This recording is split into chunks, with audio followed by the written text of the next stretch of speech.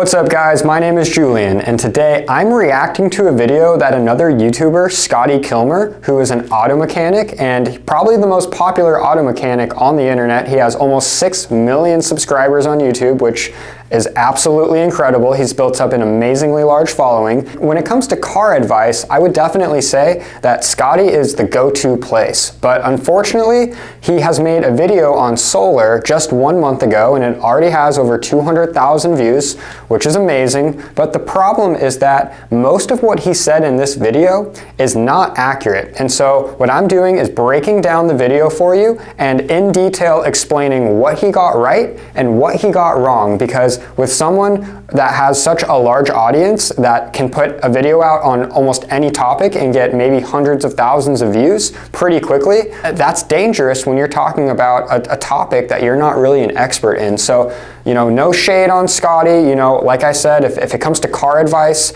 he's the go-to place to find information. He's an amazing auto mechanic, but his solar video is really far off from the truth. And so I'm gonna clear it all up for you, and let's not waste any more time. Let's dive right into the video. But here's the thing, it's not cheap. Right now, a typical small solar energy system is around $25,000. But some systems can cost way over that. The actual price really depends on a variety of factors: where you live, how big your home is, and even solar installer rates. All right, so I guess we would have to define what a small solar system is, and that I guess is kind of a matter of opinion. But in my experience, a small system is anywhere from around 3 to 5 kilowatts. Now, a system of this size is probably going to go for somewhere in the high $3 a watt range, maybe even the low 4s. It's definitely more per watt than a larger system because you don't have any type of scale, you know, to bring the average cost per watt down. But even if you pay around $4 per watt for a 3 kilowatt system, that's only $12,000, and that does not take into account the 30% federal tax credit, which would bring you under $10,000 net. So I don't really know, once again, what he's defining as a small system, and he's right when he says that some systems can cost way more, but that is for someone who is using a lot of power, and for them, the investment is still going to make a lot of sense. So $25,000, I would say, is more like the average cost for a solar system without batteries, but that's definitely not a small system. The pricing is definitely way less when it comes to, like I said, around that 3 to 5 kilowatt system size. If you think you can save with financing options, you should know some financing options aren't eligible for solar tax incentives and rebates. So I'm not really sure if he's lumping leases and power purchase agreements in with financing, but there are no financing programs that exclude you from getting the tax credit. The tax credit is more based upon your federal tax liability, not if you finance or pay cash. If you lease or do a PPA, a power purchase agreement, that is considered third-party ownership, and in that case, the company that installed the system actually gets your tax credit. But if you're financing the system, like he said, you are eligible for the tax credit every single time. There's no way to finance that you don't qualify for the tax credit. It's based on your tax liability. But that's not the only cost associated with solar panels. There's also the cost for additional equipment like solar batteries to store energy during winters when you get less sunlight. Lastly, ask yourself, how often does your area get power outages? If your area gets hit by frequent storms and other related weather that causes power outages, solar energy alone won't cut it. You'll need a backup battery to store energy for any long downtime periods. And that's yet another expense that only lasts a few years before the batteries go bad. So when it comes to the batteries, you don't need a battery all the time. It depends on where you are. If you are in Southern California in like SDG&E, SoCal Edison, or PG&E, you will need a battery. But in lots of places in the country, they have what's called a 1-to-1 net metering or close to a 1-to-1 credit. And in that case, you don't need a battery at all. So just assuming that you're going to need a battery is not right. And he also says that you're going to need a battery to store power in the winter when the system is not producing as much power. And that absolutely makes no sense because the battery doesn't last for like 4 months. Literally, the battery cycles on a daily basis, and in the winter time, there's literally going to be less power going into the battery because the overall production is a lot lower. So this statement about how you need basically batteries for winter time, it literally doesn't even make sense, and I don't know why he's saying this. If you're in a place with good net metering but you want backup power, then you do get a battery and it will definitely help you out. Another potential solution is a generator if you are not really dealing with the problem that often and you just want the ability to start up that generator and power, a few things in your home or potentially your whole home in the event of a blackout. And of course, there's upkeep and regular maintenance costs to keep your solar panels running as long as possible. Okay, so I don't know what he's talking about when it comes to maintenance. Literally, the only potential maintenance that you could actually have to deal with is cleaning the panels, and in reality, almost no one really does, because anytime it rains, it kind of cleans the panels for you. Besides that, if anything breaks, that's a warranty claim. So saying that you need to spend a bunch of money to upkeep the panels is completely not true. Literally, out of the almost 1,000 customers that I have over the last 7 years, I only have 1 or 2 customers that actually clean their panels, and it's because they're right next to maybe an airport or a train track, and there's a lot of debris flying up, and even then I don't really think it's super necessary, to be honest with you. But here's the thing about solar salespeople. It's their job to sell. They'll tell you the upfront costs will save you money in the long run, but is it true? Well, that depends.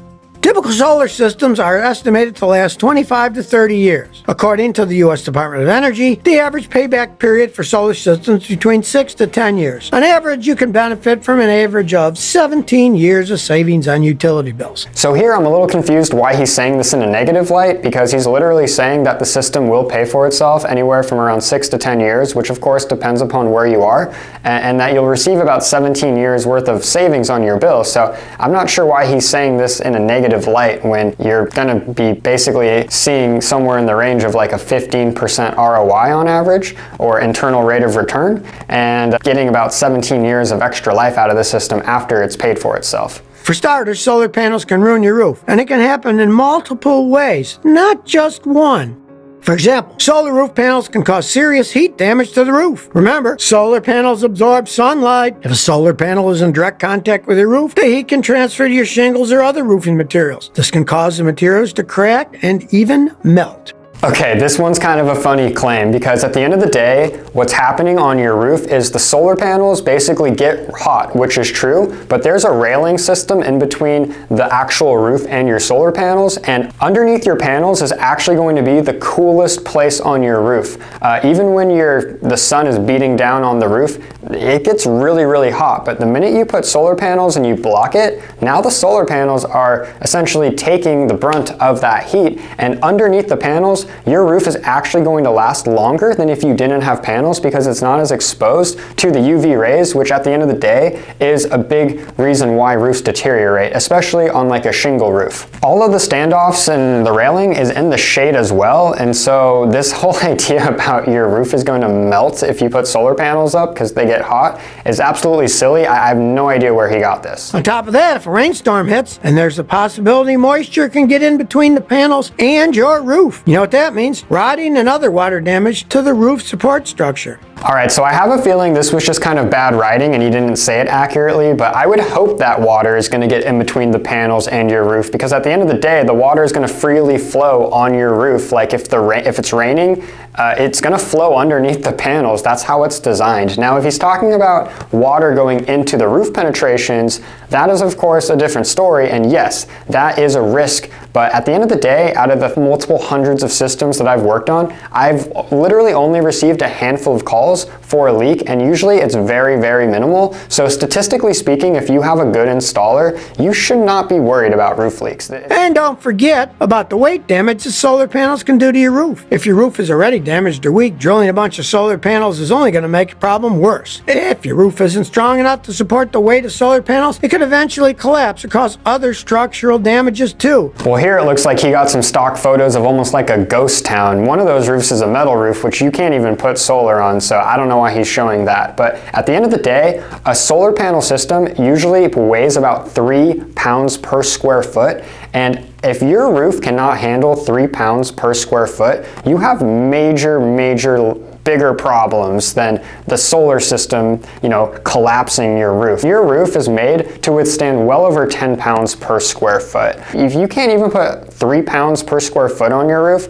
you have a way bigger structural problem than solar panels going and breaking your roof. That's not how this works. And in fact, the city building divisions that give permits out and do all these checks to make sure that everything's going to be safe, they're not really concerned about something like the weight of panels. That's more what the average person, thinks and worries about and asks a question, but really, the city is much more concerned about your panels being bolted down tight so a gust of wind doesn't, blow them off your roof, basically. That's a way higher risk than, having your roof collapse because of the weight. That's not realistic. And don't forget about hail. Hail is another common worry that a lot of people, like for example in Texas, always ask about. But nowadays, solar panels are made to withstand hail that's usually about 1 inch in diameter, traveling at about 60 miles per hour. That basically means that every year, every system in Texas would have to be replaced because of broken glass, and that's simply not the case. Now, every once in a while, can panels, break because of some crazy storm? Sure, it can happen, but it's very rare. And like I said, even in places that hail the most, like Texas, you're not dealing with a bunch of broken panels, on a yearly basis. Literally no one in Texas would install solar panels at all, and they do. It's one of the biggest solar states. They're installing tons of solar in Texas.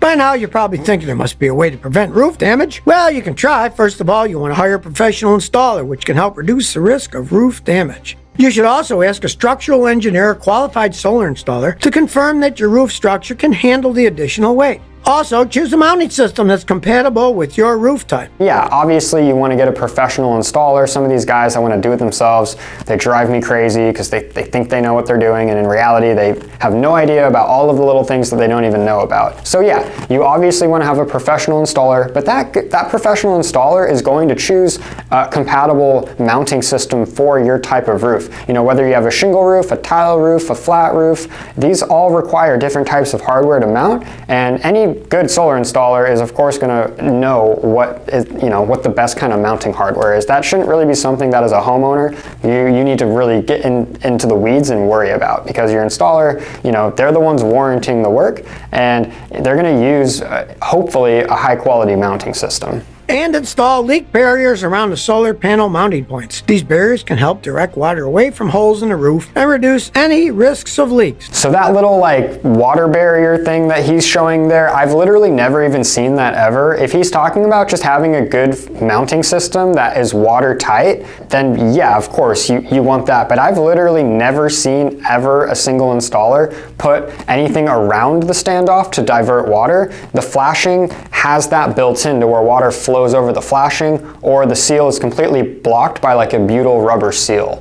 But I've never seen some kind of blockade diverting water in 7 years of installing solar. Now, there is such a thing as a portable solar panel. These are a good alternative to prevent unnecessary roof damage because they can be moved or stored whenever you need them. Okay, portable solar panels are usually 100 watt panels, maybe 200 watt panels, and these are good solutions if you're going camping, or you have an RV, or you have a boat. But first off, they're going to be nowhere near powerful. Your entire yard would have to be full of them, and why would you want to put solar panels away on a normal basis? Because they need to be out exposed to the sun in order to be working. So no, a portable system like he's showing here is definitely not a good solution versus a properly built roof-mounted solar system. It's completely a different class of product. Besides all this, there's still other things that solar panel companies won't tell you. For example, if you think solar panels function at peak performance for years, well, think again. As with all electronic devices, solar panels become less effective each and every year. The National Renewable Energy Lab estimates that solar panels degrade about 0.5% to 3% each year. So Scotty must have found an article from 30 years ago or 20 years ago, because nowadays solar panels are not degrading anywhere close to that. Nowadays, if you have a high quality panel like REC, for example, which in my opinion is probably the best panel on the market, they have a performance warranty where literally less than 0.25% in degradation is experienced per year. And at the end of 25 years, you are guaranteed to still be producing 92% versus year one. So even the more average or cheaper panels, they're still going to be around 85–84% at year 25. And so I think this is just obsolete information. By the way, here's a myth. Some people believe that solar panels are one of the greenest energy sources out there, but they forget one thing: manufacturing. When it comes to how these panels are manufactured, it's anything but green. Manufacturing solar panels creates byproducts like toxic materials, hazardous products, and pollution. Also, transporting and installing solar systems have been linked with greenhouse gas emissions. I think a lot of people that don't like solar, they always talk about how there's still not a zero carbon footprint associated with it. And yeah, of course, like there's going to be some carbon footprint associated with any type of manufacturing. But to say that, you know, because it's not perfectly zero carbon footprint, it's not worth it is silly, because if you compare a solar panel to like burning coal for the next 25 years, I don't even think it's close in terms of your carbon footprint. And that statement that he said at the end about how, you know, transporting solar panels have been linked to, you know, carbon emissions. I mean, yeah, they're in trucks, obviously. Your truck's burning gas and there's carbon footprint associated with that. If you even compare a truck of a bunch of pallets of solar panels to like a gas truck, you know, with a big tank on the back, I promise you that that truck weighs way more than what, you know, the truck holding solar panels is going to cost. And so on a per mile basis, transporting that gasoline or that oil is still going to be way worse for the environment even. So this is just a silly statement altogether. Solar panel companies will tell you you'll save big bucks if you make the switch to solar. Well, that's a blanket statement. Truth is, if you already have low electricity costs to begin with, your solar savings honesty won't be very high. Trust me. Also, where you live impacts your solar costs and any energy savings. If you live in Idaho, for example, electricity costs are 30% lower than the national average, so you won't see a huge saving compared to someone in California. So Scotty's definitely somewhat right here. You know, energy in Idaho is going to be definitely way cheaper than in California, for example. And yeah, like if you go solar in Idaho, your motivations are probably not the same as someone in California. In California, everyone is dealing with some of the highest rates in the entire country, and so they're looking for relief on their monthly energy bills. Someone in Idaho, for example, they may want to go solar, you know, still to save money in the long run. It's not like it won't save you money in the long run, but they may be looking for more of energy resiliency. Maybe they want their own independence, they want their own backup, and so he's definitely somewhat right here, but he's not taking into account potential equity in the home, and you're in the long run, you know, fixing your cost of energy versus dealing with constant energy inflation. And so somewhat right here, but at the end of the day, solar in most of the country is still going to save you money if you're able to, you know, finance it effectively or pay cash for your system. Yeah. Also, do you have a large house? If you do, you'll need more solar panels, which further adds to the cost. So if you have a really big house, sometimes that will mean that you're going to need more panels, but it's more about the human behavior inside of the house. I've seen small houses that have like 5-6 people, and all they do is like run all the lights and they're using tons of AC, and that little house needs a ton of panels. And I've seen, you know, big houses that, you know, people are retired in, and it's just 2 of them, and they really don't use that much power. So it's probably not completely inaccurate to say that a bigger house is probably going to need more panels, but it's about what your electric usage is. And at the end of the day, if you have a lot more electrical usage, then you are going to be needing more panels, and you actually will save more money than the person that has a small bill. So I don't know why he's saying like it's a bad thing that it's going to cost more, because that big house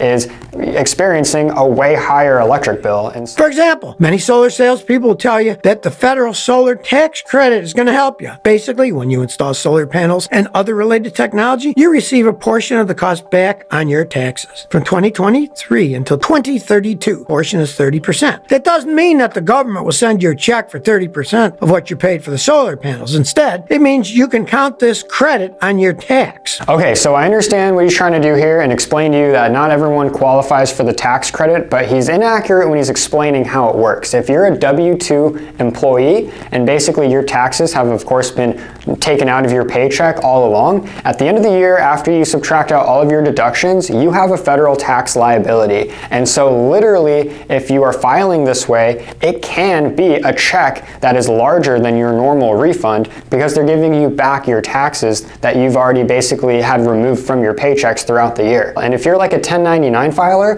they just subtract what you would owe with the tax credit amount. If your tax credit is worth, you know, $7,000 and normally you'd be owing $10,000, they just basically subtract that out and you just owe $3,000 now. Speaking of saving money, some solar salespeople will tell you that theoretically you can save up to 70% on your electricity bill. Again, it's not necessarily true. If a salesperson does indeed say this to you, make sure to ask them how much most of the neighbors are saving, not in theory but in reality. Chances are the percentage will be far less. So Scotty's trying to make it sound like even getting up to 70% of your electric bill reduced is almost impossible. And actually, most of the time when we do take someone's solar and they have enough roof space in order for us to get enough power for them, they actually most of the time see about 85 to 90% of their bill gone. Normally there's a little bit left over. There's some sort of connection fee. The utility company still wants a little bit of money for you to be hooked up to the grid. But if the system is sized correctly, in most places you should see between an 85 and 90% reduction of your bill. Going and asking the neighbors, I mean, I guess that would maybe be decent advice, but sometimes your neighbors didn't have a very good solar consultant that didn't size their system correctly, and they could be, not really understanding how it all works. And actually, most people, even after they go solar, still kind of don't really understand how their net metering fully works, unless it's a really simple one-to-one. Lastly, on the off chance you do sign up with a solar company on impulse, just remember you have 3 days to cancel most door-to-door sales by law. Most people going door-to-door selling solar are trying to put you into what's called a power purchase agreement, a PPA, or a lease. And actually, because you're not technically buying anything, you're basically buying a service. Until that service is actually completely intact, you don't owe anything. And so most of the time, you can actually cancel a PPA or a lease pretty much up until the day of installation. So if you buy a system and you put down a deposit for $1,000 and then that company gets started on your plans and submitting for permits, and you want to cancel after that, then you may lose your $1,000 deposit. But if you do a lease or a PPA, you pretty much can cancel right up until installation. Now, solar panels are designed to be waterproof. However, the installation process itself can damage your roof. I'm talking about the drilling and hammering, which can damage the shingles and roof tiles. But it's not just that. Traditionally, solar panels get attached to the roof via nails, bolts, and straps. So solar panels are not attached to your roof with straps or nails. They're attached to your roof with a thick screw that basically goes into the rafter. And so I don't know why he's basically putting up a picture of a rubber band. Also, evaluate whether or not you need a new roof before you tack on a bunch of solar panels on it. If your roof is between 10 to 20 years old, general rule is to replace the roof first before installing the solar panels. If you don't, then later when it's time to replace the roof, you'll incur the cost of removing the solar panels and reinstalling them after the new roof is up. Alright, so Scotty is more on the right track here. If your roof is just not in good shape, then yeah, you're going to want to replace it because the cost to uninstall and reinstall the system later may kind of counteract your savings, and it may actually be less expensive in the long run to get your roof redone before the solar, so you have either brand new shingles or nice new underlayment underneath the tile. But still, this depends on where you are in the country. Like in Florida right now, they're making you redo a roof like every 10 years for home insurance, which is crazy and totally unnecessary. But if you're in California, you may have a shingle roof that lasts like 40 years or a tile roof that's lasting 40 years. And so even roofs that are 15 to 20 years old, depending upon where you are still perfectly in good shape to install solar on without having to redo it first. Another thing is to look at the warranty. Just because a company is offering you a 20 to 25 year solar panel warranty doesn't necessarily mean it's the best company for you. You see, in order for a company to follow through, the warranty needs to exist in 20 to 25 years. That's why it's important to choose a manufacturer with a solid reputation that will be around 2 decades from now. Alright, so when it comes to solar warranties, we have to understand what the different warranties in place are. First, you have the manufacturer's product warranties, which would be like the panel or the inverter or the standoffs. Then you have high-end panels or inverters that have a labor warranty component to them, which means that they'll pay the contractor what's called a truck roll if they have to come out and replace or work on your system. But really, that's not as big of a deal as far as the panels go, because statistically, you're never going to have a panel fail anyways. Hardware-wise, it's more the inverters that you need to make sure are quality and have good warranties. And most of the inverters, like the Enphase microinverters, they're going to have 25-year warranties. Enphase is like a publicly traded company. You could never say never, but I have a feeling they're going to be around a long time. Really, the warranty that you want to make sure that you understand, and is actually way more important, is the contractor's workmanship warranty. Now, even like Sunrun, for example, they'll say like, your PPA has a 25-year workmanship warranty, but the standoffs themselves, where the attachment to the roof is, those will only have a 10-year guarantee. And I kind of agree in a lot of ways, because if a contractor gets you through 10 years and then at year 12, your system has a little leak or something, it's hard to say if that was really the contractor's fault from the installation 12 years ago, or if that's just your roof kind of getting old and deteriorating. But really, don't worry about the panel warranty, because like I said, you're never going to need it. Worry about what inverters you're getting, because that's more likely the component that will go bad. And then if that contractor, is solid, has been around a while, and is actually charging you enough as well to justify coming back in 13 years to help you solve a problem. There's a lot of these companies out there right now that they offer you like amazing warranties on paper, but they literally don't even charge enough to be holding money in a warranty reserve, which a good contractor is going to always put money aside for every project for a rainy day later. Believe it or not, there's a countless number of Americans who fall victim to solar panel scams each year. Take a look at what happened to one of these scams that happened in the Detroit area. In this high-profile case, customers claimed that Pink Solar, which was called Power Home at the time, sold expensive solar panels that generated a lot less energy than the company promised they would. Yes, Pink Home, that was a door-knocking sales company. Unfortunately, they were using a Generac system, which basically failed in mass, and then they were stuck having to attempt to fix thousands of systems. And on top of it, they are pretty infamous in the industry for not having like very good sales tactics and not having good softwares that really were going to give accurate production figures. And unfortunately, they really put a bad name on the whole industry. They are now out of business. Another scam can be seen on ads that claim you put solar panels on your house for free. The thing is, their definition of free and your definition of free are not always the same. Chances are they mean that the product advertised is either a power purchase agreement or a solar lease. What that means is you won't pay a large upfront cost for the panels, but in actuality, you'll have to pay a monthly sum to the company that owns them. And yeah, so Scotty's pretty spot on with this one when he's talking about free solar panels. Now, that is just a creative way to talk about a power purchase agreement or a lease, where you're not like putting any money down or technically buying the system. You're either renting the system or agreeing to buy the power that that system produces for a certain rate, which is a power purchase agreement. You're still, like I said, buying a service that's going to usually cost way more than what the system to just buy itself actually really costs. So yeah, there's no such thing as free solar panels, and that is just a creative way to say a power purchase agreement or a lease. I hope you enjoyed this video. I wanted to clear up the inaccuracies that Scotty was talking about. Like I said originally, he is an amazing guy when it comes to knowledge on cars, but when it comes to this solar stuff, you have to really be in the space in order to, in my opinion, be making videos on it, because most people that are even been in the industry for a couple of years, they still don't really know what they're doing, to be honest with you. And so yeah, it's kind of tough in order to fully know who to trust, but the longer someone's been in the industry with as many customers as possible, that is a good determiner of if you should be working with them. If you would like to work with me, I work in over 30 states and I have professionals all around the country. So please reach out. 760-473-5878 is my number. Feel free to call or text me and I can connect you with either a local expert or I personally will work with you if you're closer to my area. Thank you so much and talk to you soon.